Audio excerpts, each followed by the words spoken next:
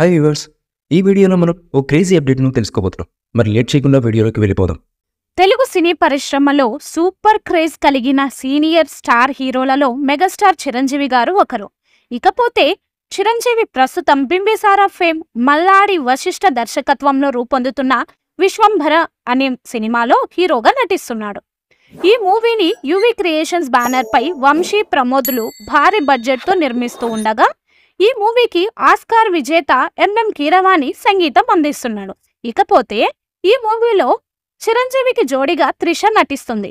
చాలా సంవత్సరాల క్రితం వీరి కాంబోలో స్టాలిన్ అనే మూవీ రూపొందింది. ఆ సమయంలో స్టాలిన్ సినిమాలో వీరిద్దరి కెమిస్ట్రీకి ప్రేక్షకుల నుండి విమర్శకుల నుండి మంచి ప్రశంసలు దక్కాయి.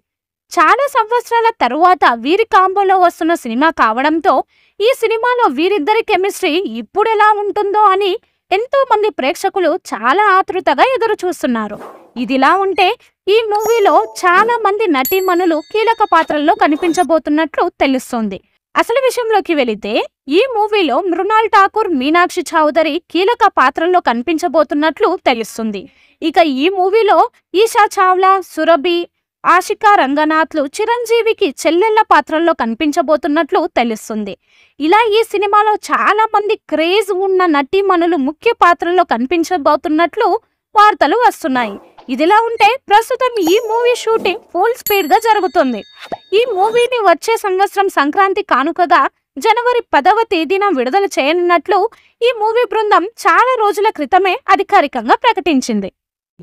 ఈ మూవీపై మీ అభిప్రాయాన్ని కామెంట్ బాక్స్లో తెలియజేయండి. ఈ వీడియో మీకు నచ్చితే లైక్ చేయండి, షేర్ చేయండి, కామెంట్ చేయండి.